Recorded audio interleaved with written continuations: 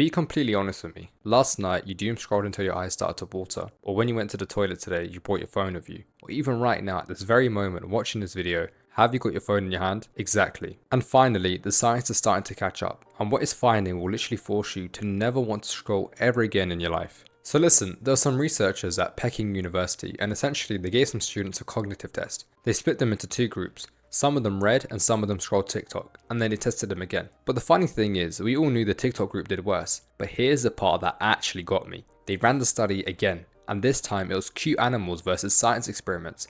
And you won't believe it, the same exact result. But guess what? It's not what they watched, it was swiping itself, the act of scrolling. Deciding to skip a video or deciding to stay in a matter of milliseconds. That is what degraded their ability to think analytically. And this one actually blew my mind. There was a study in the University of Munich. They tested something called perspective memory, and essentially that's just the ability of your brain to remember something that you plan to do.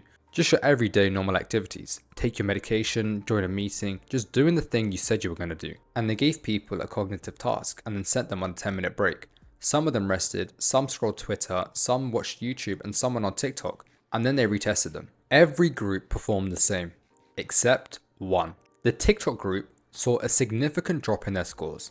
Twitter did not do it, YouTube did not do it, short form videos specifically, that is what knocked out their ability to remember what they were supposed to be doing. So why? What is actually going on? Well, in 2023, internal TikTok documents got leaked as part of lawsuits from 14 US states. And what was written inside those documents, I can't stop thinking about. It was written that the reason why TikTok is so successful is because of strong personalization and automation, which limits user agency. They literally said it themselves. The whole model is built on removing your ability to choose. You don't pick what comes next, you literally just stay there emotionless and just react. And you choose with a little dopamine hit whether to stay or swipe. And during that time, your brain is in pure reaction mode. No intention, no choice, just something switches off. The part of your brain that plans, that remembers what you're actually doing, that thinks analytically instead of just responding.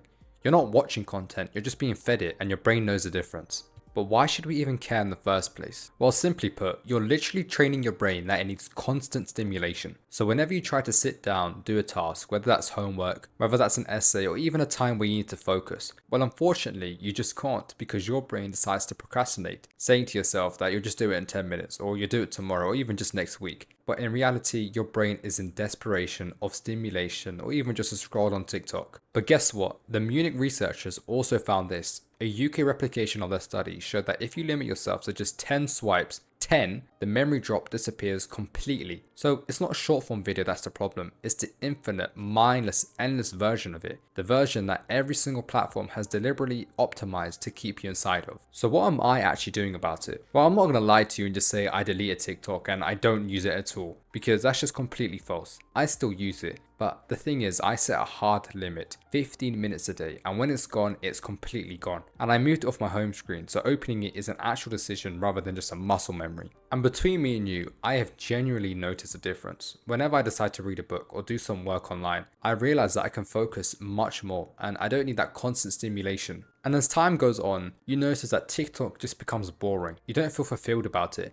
And doing the boring things in life, such as reading or just doing some hard work, actually gives you a sense of satisfaction in your own brain. And the ability to focus since doing that has been so noticeable. But listen, this didn't happen overnight. This happened over weeks of training my brain not to get used to constant stimulation. But look, whenever you're trying to build something, you definitely have to start small. A skill, a business, a financial plan, anything that actually requires sustained thought. And look, the ability to focus deeply is worth more than almost any other advantage you can have. And you have to understand, TikTok will still be there. The algorithm will still be there. But every hour you spend in it is an hour you spend training your brain to be less capable of building the life you actually want. So to finish off, the science is not fully settled yet. The studies are still small and more research is coming. But let's face it, you don't need a peer-reviewed paper to notice that you feel much worse after an hour of scrolling than after an hour of doing something real. And look, you have to trust that feeling. Act on it before the habit sets completely. Thank you guys for watching. Subscribe if this is the kind of thing you want to see more of, and I'll see you guys in the next one.